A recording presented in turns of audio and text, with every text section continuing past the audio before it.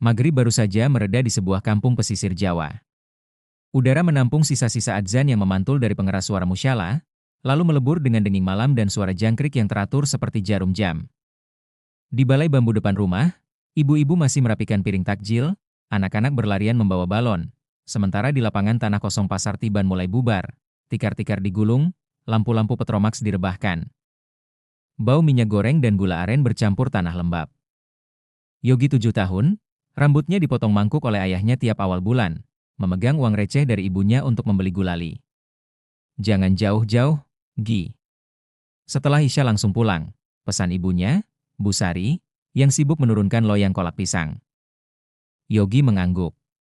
Ia tahu batas, sampai kotak listrik dekat beringin saja. Di bawah beringin tua, pohon yang akarnya menelan batu nisan kecil tanpa nama, Yogi berhenti. Embusan angin membuat daun-daun besar berdesir, menebarkan aroma hijau yang tajam. Lampu petromax terakhir padam, menyisakan kunang-kunang yang sesekali menyala seperti kelilipan bintang jatuh ke rumput. Sendirian saja, suara itu pelan, basah, dan tua. Yogi menoleh. Seorang kakek berdiri di sisi pohon, ikat kepala lurik, baju lengan panjang abu-abu, celana kain yang kebesaran. Kulitnya berkerut seperti lipatan peta, tetapi matanya jernih yang aneh, bening seperti kaca jam dinding. Senyumnya tidak menekan bibir, ia tersenyum seperti orang yang mengingat sesuatu yang lama sekali. Aku kakek penjaga pasar, katanya, seolah memperkenalkan jabatan resmi. Gulalinya keburu keras kalau kau beli nanti. Mau kubawakan? Yogi memeluk uang logamnya. Ibu suruh pulang habis Isya. Kakek itu mengangguk. Baik. Pulang itu perintah yang bagus. Tapi sebentar saja, lihat sesuatu yang kau cari-cari. Ia mengulurkan tangan. Langkah-langkah orang dewasa menyingkir, suara obrolan memanjang ke arah gang. Malam menggenang. Di kejauhan, musyala memulai iqamah Isya. Pendek, padat, lalu hening sejenak. Yogi mendapati dadanya hangat, bukan panas, bukan dingin, hangat yang mengundang penasaran. Tangan kecilnya menyentuh tangan kakek itu. Tanah di bawah sandal Yogi terasa seperti papan yang ditarik pelan. Pohon beringin menjadi tirai hitam raksasa. Udara berubah kepadatannya, lebih berat, lebih licin. Ada lorong, bukan lorong seperti gang bata, melainkan lorong dari cahaya kelabu mengkilat, berkilap seperti sisik ikan yang dibasuh air.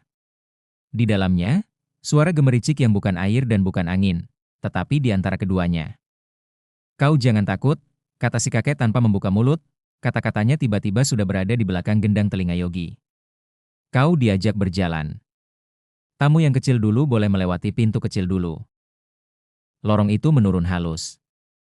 Yogi merasa tubuhnya tetap, tetapi pemandangan bergeser. Ia melihat teras bambu menggantung di atas air hitam yang diam tenang. Di atas teras, lampu gantung dari tempurung kelapa menyala tanpa api. Ada satu sajadah hijau yang sudah botak tepinya, terbentang menghadap ke tempat yang tak terlihat. Di sini jam tidak sama dengan di kampungmu, suara kakek lagi. Adzan dan malam saling menyaru. Yogi menoleh. Di balik pagar bambu, sosok-sosok kecil berlari tanpa suara, anak-anak seusianya, tetapi kulitnya terlalu licin, pipinya terlalu rata. Ada perempuan rambutnya selalu tampak basah, duduk memangku kucing yang tak berkedip. Ada laki-laki berpeci miring yang wajahnya seperti dikerik dari kabut, menunduk di atas kitab tanpa huruf. Yogi ingin melepaskan tangan, tapi jemari kakek itu seperti mengunci tanpa keras. Sebentar saja, katanya lagi. Hanya memperlihatkan, bukan menyerahkan. Di ujung teras, ada pintu kayu yang sangat biasa, catnya luntur, gagangnya besi tua. Kakek menepuknya 2 kali, ritmenya aneh, 3 ketukan, jeda, 3 ketukan, jeda, 3 ketukan lagi. Pintu tidak terbuka. Yang terbuka adalah bau, kapur barus, daun kelor yang diremas, dan sedikit asap seperti kertas doa yang baru padam. Dari balik pintu, sesuatu, bukan angin, mengintip balik. Yogi merasa napasnya menebal, sudut matanya menangkap bentuk yang tidak pernah diajarkan di buku IPA. Kau akan ingat suara ini, kata kakek, kalau suatu hari kau bertemu lagi di tempat yang lebih gelap dari ini. Di mana? Yogi menemukan suaranya kembali, kecil sekali. Di perut bumi, jawab kakek. Di mulut bukit, di belakang kebun kopi. Kau tidak sendiri nanti. Ada seorang, Mardi, yang akan mengetuk. Nama itu menempel seperti serpihan kaca di ingatan Yogi. Dari kejauhan, terdengar suara langkah Bapak Ronda di kampung. Isya. Isya, suara yang memanggil manusia kembali dari pasar dan lapangan. Kakek menunduk, menatap Yogi lama-lama. Pulanglah. Pintumu sudah tahu namamu. Lalu semua bergeser lagi. Papan tanah kembali mengeras. Beringin menutup daun-daunnya seperti menahan batuk. Lampu petromax yang padam tadi seolah-olah padam sejak awal. Di kejauhan, ikamah telah usai, jamaah Isya berdiri. Busari berlari ke Beringin dengan napas bercabang-cabang. Yogi. Suaranya memantul ke halaman, memanggil tangan-tangan tetangga ikut mencari. Dalam hitungan kampung, anak yang tidak menjawab panggilan selama lebih dari 3 kali adalah urusan semua orang. Pak RT datang dengan senter besar, 2 pemuda naik motor menyisir tanggul. Jangan-jangan kesurupan di sumur tua, bisik seorang ibu. Atau diajak penunggu pasar Tiban, timpal yang lain, seperti membicarakan harga cabai. Yogi ditemukan duduk di akar beringin, punggung menempel ke batang, matanya terbuka lebar tetapi tidak melihat siapapun. Uang koinnya masih di tangan. Ketika senter diarahkan ke wajahnya, ia memicing, bukan karena silau, tetapi karena cahaya memantulkan bayangan lain di belakang kepala orang-orang. Ada yang bercahaya tipis seperti asap, ada yang gelap seperti plastik dibakar. Anak ini ketarik, gumam seorang bapak yang suka memancing di kali. Bawa ke sungai saja, dimandiin kembang 7 rupa. Bu Sari menangis. Pak RT, yang terbiasa menengahi sengketa kambing makan singkong, mendadak jadi penentu keputusan metafisik. Bawa ke musyala dulu. Ustaz Rahman yang menilai. Di musyala, karpet masih hangat oleh jamaah Isya. Ustaz Rahman, lelaki pertengahan usia dengan janggut tipis, mata teduh yang selalu basah sehabis salat, mengangkat kepala. Yogi diletakkan di serambi, ditopang bantal kecil. Ustaz menempelkan telapak ke dahi Yogi, membaca Al-Fatihah, Al-Ikhlas, Al-Falah, An-Naas. Yogi berkedip. Dunia kembali bertingkat. Atap seng, lampu neon yang sedikit berdesir, wajah-wajah cemas. Dia tidak hilang, kata Ustaz, tenang.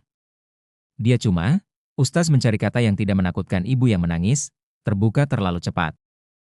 Ia memandang Busari. Jangan bawa ke sungai untuk ritual yang tidak jelas. Kalau mandi, mandi saja. Kalau doa, doa yang jelas sumbernya. Besok pagi, biar saya datang ke rumah. Malam ini, ajak dia tidur dekat kalian. Tetapi kampung adalah kampung. Nasihat ulama berbenturan dengan kebiasaan turun-temurun. Subuh harinya, saat Ustaz masih menyiapkan air ruqyah, seorang tetangga datang dengan bungkusan kembang 7 rupa dan seikat daun kelor. Buat jaga-jaga, katanya. Tapi jangan bilang-bilang Ustaz. Menjelang zuhur, Busari terbawa cemas. Sore ini, kita ke sungai sebentar. Biar sekadar bilas, katanya pada suami. Mereka berjalan ke sungai belakang kebun pisang. Airnya berlalu pelan, memantulkan langit yang siangnya putih keabu-abuan. Di tepi, seseorang sudah menunggu. Lelaki berkemeja putih pudar, membawa baskom aluminium, arang kecil, dan panci yang berbau menyan meski tidak ada asapnya. Ini bukan syirik, katanya buru-buru, seolah membaca kecurigaan. Air juga diciptakan untuk obat. Kita niatkan baik. Yogi duduk di batu licin. Kaki-kaki kecilnya menyentuh air yang dinginnya seperti punggung kadal. Kembang ditabur. Daun kelor digesekkan ke ubun-ubun sambil dibacakan sesuatu, kalimat-kalimat yang ditutup dengan Bismillah, tetapi diselingi nama-nama yang tidak pernah Yogi dengar dari bibir Ustaz. Ia merinding, bukan karena dingin, namun karena dari balik rumpun semak ada sesuatu yang memperhatikan. Sepasang mata tidak jelas bentuknya, hanya rasa ditatap yang jelas. Selepas itu, Yogi tidak pingsan. Ia bahkan merasa lebih segar, lebih ringan, seperti selesai demam. Malamnya ia duduk di serambi, menatap lampu neon musyala dari jauh. Lalu ia menyadari sesuatu yang baru. Di sekitar lampu, ada lingkaran kabut tipis, rapih, berdenyut pelan seperti makhluk yang tidur. Di atas genting rumah Pak RT, berdiri sosok kecil setinggi galon air, memegang ranting, melihat Yogi balik. Di jalan setapak menuju pos ronda, Bayangan melintas cepat tanpa jejak kaki. Tak semua menakutkan. Sebagian hanya lewat, sebagian menoleh, sebagian berhenti. Sejak mandi sungai itulah mata batin Yogi bukan sekadar terbuka, melainkan bening. Terlalu bening untuk anak kelas 2 SD. Ia mulai tahu siapa yang akan mengetuk pintu sebelum suara ketukan muncul. Ia bisa membedakan bau minyak kayu putih dengan bau tipis, buruk, yang menempel di baju orang yang sedang diikat teluh. Ia memindai rumahnya sendiri. Di sudut belakang, tempat ibu menyimpan karung beras, ada gumpalan gelap sebesar kepala kucing, seperti kain yang menolak cahaya. Yogi membacakan alih las pelan. Gumpalan itu bergulung, lalu menipis, lalu tidak terlihat. Malam-malam berikutnya, ia sering terbangun pukul 00.33. Jam dinding bergoyang sangat halus, jarum detik tidak bersuara, tetapi Yogi bisa mendengar ketukan, 3 kali, jeda, 3 kali, jeda, 3 kali, dari sesuatu yang tidak memakai jari. Ia memanggil ibunya. Bu Sari mengusap kepala Yogi, membaca ayat kursi. Ketukan itu pelan-pelan pindah jauh, seperti orang yang akhirnya sadar pintu yang didatanginya bukan untuknya. Ustaz Rahman menepati janji. Ia datang, memeriksa buku-buku doa di rak, mengganti beberapa kalimat tempelan dari warung fotokopi dengan ayat-ayat yang benar. Jangan bermain di tepi sungai menjelang maghrib. Jangan makan di depan pintu. Berdoa setiap pagi dan petang, pesannya. Lalu, pada Yogi, kalau ada yang kau lihat, jangan diajak bicara. Bacakan salam dan mohon perlindungan. Selesai. Kita tidak berdagang dengan alam itu. Yogi mengangguk. Ia catat semua. Waktu-waktu yang sebaiknya dihindari, doa-doa pendek yang dihafal, aturan kecil seperti menutup gelas sebelum tidur. Ia hidup seperti anak kebanyakan. Sekolah, mengaji sore, main kelereng. Tetapi ada lapisan lain yang hanya dia lihat. Lapisan itu tidak menghilang bahkan setelah ia remaja. Bahkan setelah ia belajar memperbaiki router dan kabel jaringan.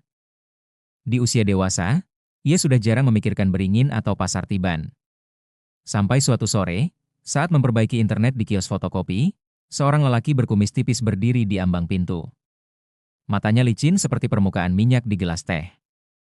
Senyumnya ramah, tangannya terulur, namaku Mardi. Aku dengar kau bisa melihat. Kalau kau siap, ada tempat yang harus kita kunjungi. Goa kecil, di belakang kebun kopi. Nama itu, yang dulu diselipkan di lorong kelabu oleh seorang kakek, memukul ingatan Yogi seperti palu karet, tidak memar, namun meninggalkan bentuk. Pukul 00.33 malam itu, ketukan 333 datang lagi, tidak di pintu rumahnya, melainkan di dalam dadanya. Matahari sore menguning di balik pepohonan kampung. Yogi, yang kini sudah beranjak dewasa dan bekerja sebagai teknisi jaringan internet, pulang dari lapangan kerja dengan tubuh berdebu. Tangannya bau logam dan karet kabel, bajunya basah oleh keringat. Hidupnya sederhana, kontrakan kecil di pinggiran kota, motor butut yang sering mogok, dan secangkir kopi hitam tiap malam di warung langganan. Sejak kecil ia sudah tahu bahwa dirinya berbeda, ia bisa melihat bayangan yang tak terlihat orang lain. Tapi ia belajar dari Ustaz Rahman bahwa yang terlihat itu bukan untuk dituruti. Kalau kau dipaksa melihat, jangan diajak bicara. Kalau mereka memanggil, jangan disambut.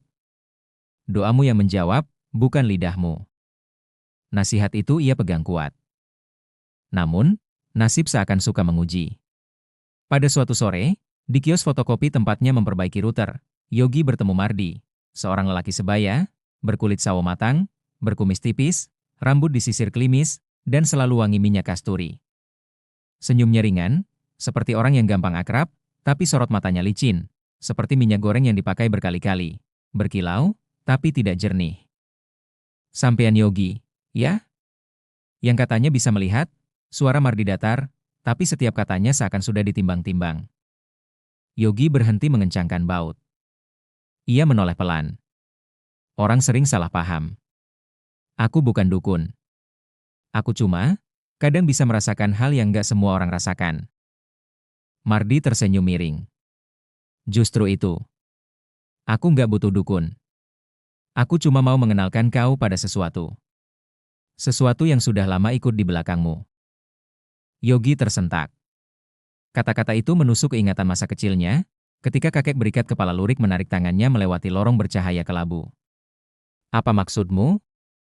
Mardi duduk di kursi plastik kios, mengeluarkan rokok kretek, lalu menyalakannya. Asapnya mengepul, bukan hanya ke udara, tapi bagi Yogi, asap itu menggambar siluet serban hitam, wajah yang tak pernah jelas terlihat, namun selalu hadir di mimpi-mimpinya. Kau dipilih sejak kecil, kata Mardi tenang. Ada Hodam yang sudah menunggumu. Dia bukan musuh. Dia penjaga. Kalau kau tak berkenalan, dia tetap akan mendekat, tapi dengan cara yang membuat hidupmu berat. Lebih baik kau datang sebagai tamu, bukan sebagai mangsa. Yogi menunduk. Jantungnya berdetak cepat. Ia teringat malam-malam jam 00.33, saat ketukan 333 terdengar di pintu rumahnya. Ia juga ingat bau kapur barus dan kelor basah yang tiba-tiba menyelimuti kamarnya. Kalau aku mau, syaratnya apa? Tanya Yogi, suaranya parau. Tidak sulit, jawab Mardi cepat. Puasa 3 hari, niat lurus, jangan minta kaya, jangan minta sakti. Hanya untuk memperkenalkan dirimu pada Hodam itu. Agar kau bisa hidup lebih tenang. Agar pintu yang terbuka sejak kecil bisa ditutup rapih, atau dijaga dengan baik. Mardi kemudian menyebutkan sebuah tempat, gua tua di balik kebun kopi, jauh di pegunungan, hanya bisa dicapai dengan berjalan kaki melalui jalan setapak yang jarang dilalui. Di sana tempat pertemuan. Tidak semua orang boleh masuk, tapi kau sudah ditunggu lama. Yogi terdiam. Kepalanya dipenuhi suara-suara yang saling bertentangan. Ustaz Rahman pernah mengingatkan, jangan terima tawaran yang menyebut dirinya penjaga. Penjaga sejati itu malaikat, bukan jin. Kalau ada yang minta dikenali, itu berarti ia ingin diikat. Tapi di sisi lain, Yogi sudah lelah dengan gangguan yang tak pernah berhenti. Tidurnya sering gelisah, rezekinya kerap seret, dan ia sering merasa seolah-olah ada bayangan yang mengintai setiap langkahnya. Kalau aku menolak? Yogi bertanya. Mardi menatapnya lama, lalu menghembuskan asap rokok yang membentuk pusaran. Kalau kau menolak, dia akan tetap menagih. Lewat mimpi buruk. Lewat rezeki yang mandek. Lewat orang-orang terdekatmu yang ikut sakit. Lebih baik berdamai, kan? Kalimat itu menusuk dada Yogi. Seolah Mardi tahu letak ketakutannya yang paling dalam. Sejak malam itu, Mardi semakin sering datang. Kadang membawakan kopi, kadang sekadar duduk menemani. Ia tidak pernah mendesak, tapi setiap percakapannya selalu kembali ke arah yang sama. Hodam, penjaga, pertemuan, dan goa. Suatu malam, saat Yogi pulang larut dari warung, ia melihat Mardi duduk di kursi kayu depan kontrakannya. Wajahnya hanya diterangi cahaya lampu jalan yang redup. Besok malam Jumat, kata Mardi tanpa basa-basi. Waktunya tepat. Kau ikut aku. Jangan takut. Kau cuma tamu. Yogi tercekat. Malam Jumat. Malam yang sering diwarnai mimpi buruk sejak kecil. Malam yang setiap pukul 00.33 selalu disertai ketukan aneh. Malam yang, entah bagaimana, terasa seperti pintu yang menunggu untuk diketuk balik. Dalam hati, Yogi membaca istighfar. Tapi di balik istighfar itu, ada rasa penasaran yang membara. Rasa ingin tahu yang sejak kecil disemai oleh lorong bercahaya kelabu, oleh serban hitam, oleh ketukan misterius. Dan akhirnya, dengan suara hampir tak terdengar, ia menjawab. Baik. Aku ikut. Malam itu langit tampak begitu pekat. Bulan sabit hanya menggantung redup, seakan enggan memberi penerangan. Yogi duduk di boncengan motor tua Mardi, tubuhnya kaku, tangan menggenggam erat jok motor seolah takut terlepas. Jalan yang mereka lalui semakin lama semakin sepi, hanya hutan jati dan ladang kering yang membentang di kiri kanan. Sesekali suara burung malam terdengar, menyayat keheningan. Tenang saja, Yok, ujar Mardi dengan suara serak namun mantap. Tempat ini bukan tempat sembarangan. Banyak orang datang mencari peruntungan, tapi hanya yang terpilih yang bisa bertemu dengan Hodam penjaga goa. Yogi hanya mengangguk pelan. Hatinya berdebar, napasnya pendek. Sejak kecil ia sudah terbiasa melihat makhluk gaib, tapi malam itu berbeda. Ada sesuatu yang jauh lebih berat, lebih gelap, yang seakan menunggu di ujung perjalanan. Sekitar setengah jam kemudian, Mardi menghentikan motornya di sebuah jalan setapak yang ditutupi semak belukar. Mereka turun, lalu Mardi menyalakan senter kecil. Kita jalan kaki dari sini, katanya. Langkah mereka menembus kegelapan. Semakin dalam masuk ke hutan, udara terasa dingin menusuk tulang. Yogi merasakan aroma aneh, campuran bunga melati yang menyengat, bau tanah basah, dan anyir darah. Bau itu semakin kuat ketika mereka mendekati sebuah bukit batu. Di sanalah, sebuah mulut goa menganga hitam, seperti rahang raksasa yang siap menelan siapa saja yang masuk. Yogi terdiam mematung, bulu kuduknya berdiri. Di depan gua itu, ia samar-samar melihat sosok tinggi berjubah hitam berdiri membelakangi mereka. Namun ketika Yogi mengedipkan mata, sosok itu hilang begitu saja. Mardi menoleh padanya, tersenyum tipis. Kau sudah bisa melihatnya, kan? Itu pertanda, Yok. Kau memang dipanggil ke sini. Mardi mengeluarkan dupa, kemenyan, serta botol berisi air putih dari dalam tas hitamnya. Ia menyalakan dupa, lalu asap putih mengepul, melingkupi sekitar goa. Suasana mendadak berubah hening. Serangga malam tak lagi bersuara, angin pun berhenti berhembus. Duduk di sini, perintah Mardi sambil menunjuk sebuah batu datar. Yogi menurut. Mardi mulai melafalkan mantra dengan suara lirih, bahasa yang terdengar asing di telinga Yogi.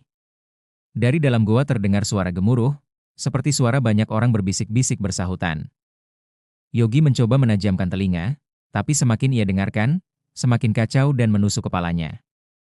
Tiba-tiba dari dalam goa terdengar suara tawa panjang, berat, dan bergema. Yogi terkejut, tubuhnya refleks merinding hebat. Jangan takut, bisik Mardi. Itu tandanya mereka sudah datang. Asap dupa makin pekat, dan dari dalam gua mulai tampak cahaya kehijauan samar. Perlahan, sesosok makhluk keluar, tinggi, berkulit hitam legam, bermata merah menyala, dan bertanduk melengkung. Tangannya panjang, kukunya runcing. Yogi membeku, seakan tubuhnya terkunci tak bisa bergerak. Makhluk itu menatap Yogi dengan mata menyala. Suaranya bergema berat, seakan keluar dari dalam perut bumi. Anak manusia, sejak kecil kau sudah melihat kami. Kau dipanggil karena garis takdirmu. Kau akan menjadi penghubung antara dunia manusia dan dunia kami. Yogi tercekat. Mulutnya kering. Di satu sisi, ia ingin lari secepat mungkin. Tapi ada sesuatu yang menahan langkahnya, seolah kekuatan gaib mengikat tubuhnya di tempat itu. Mardi tersenyum puas.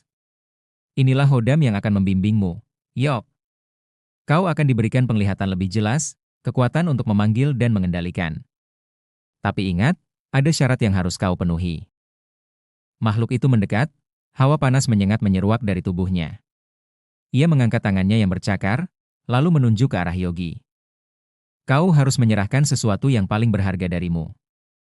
Bukan harta, bukan benda, tapi darahmu sendiri, dan doa yang tak lagi suci.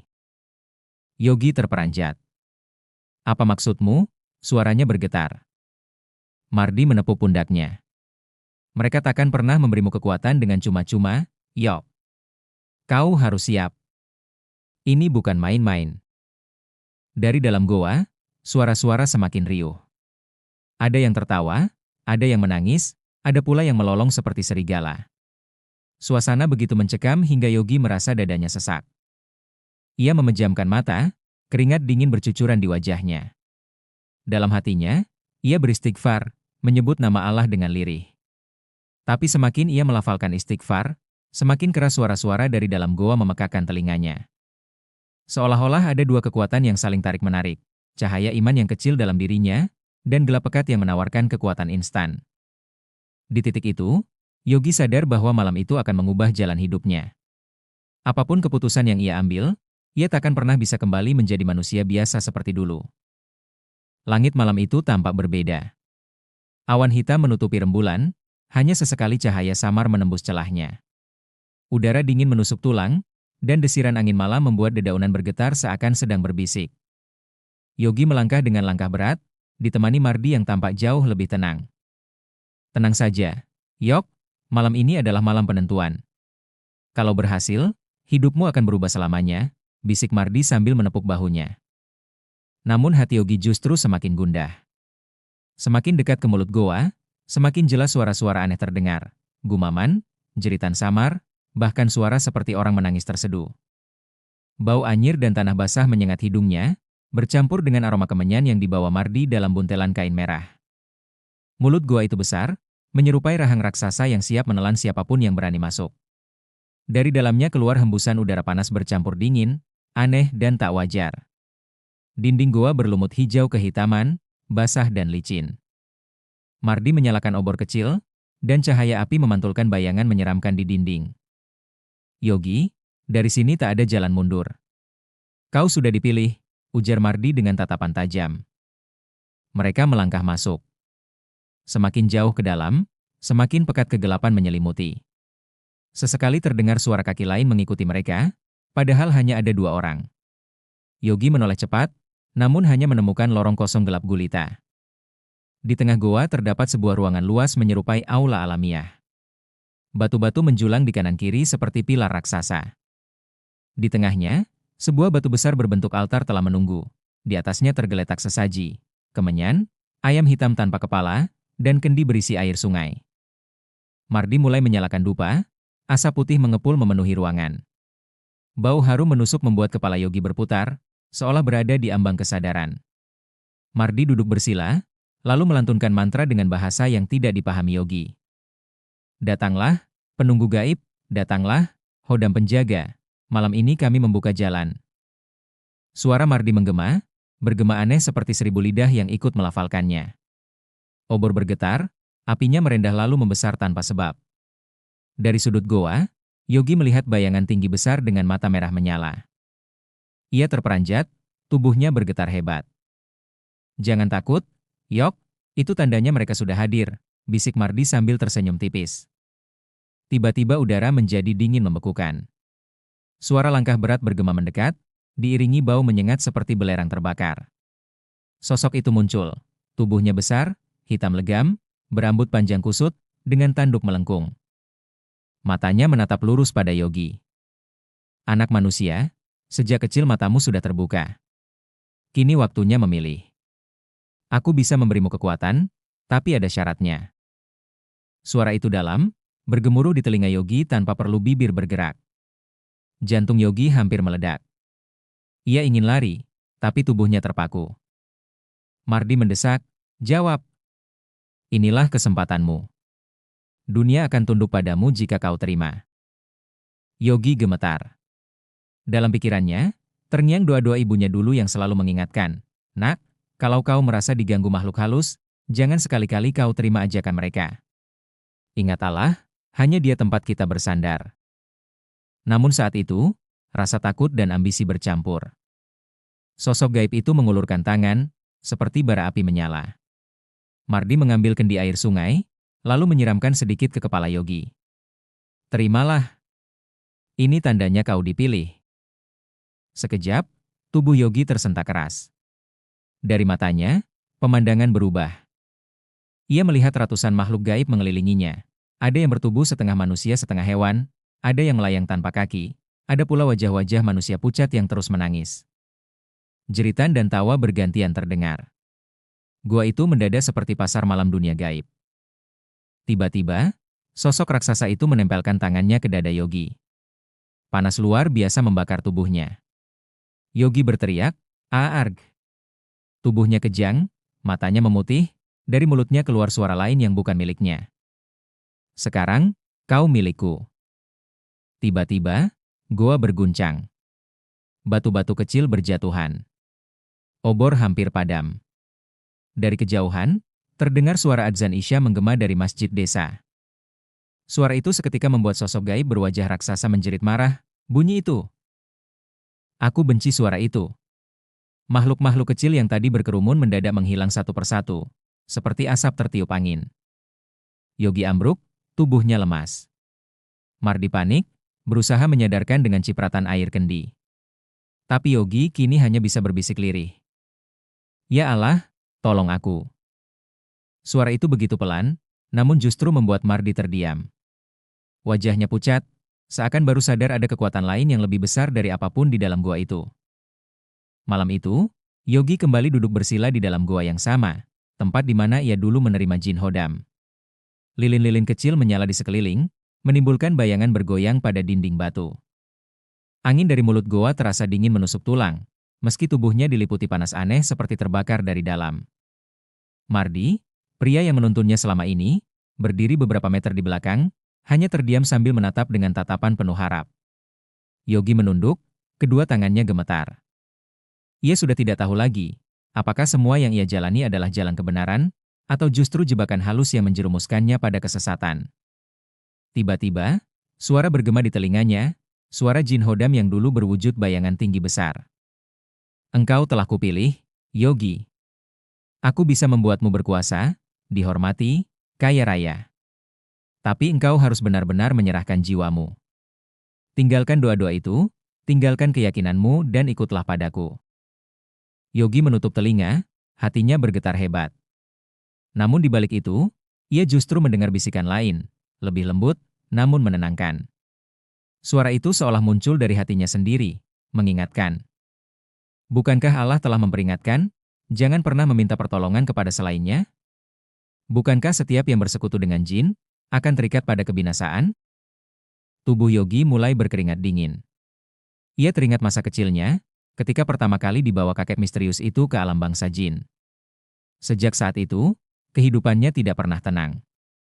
Ia teringat ibunya yang selalu menangis diam-diam di malam hari, mendoakan anaknya agar terbebas dari pengaruh gaib.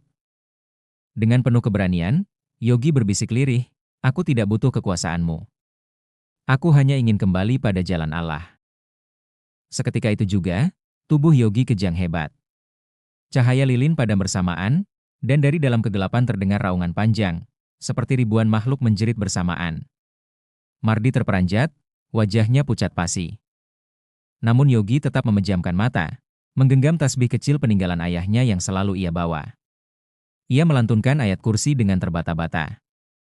Setiap ayat meluncur dari mulutnya, terdengar bentakan gaib menggema, seolah Jin Hodam itu menjerit kesakitan.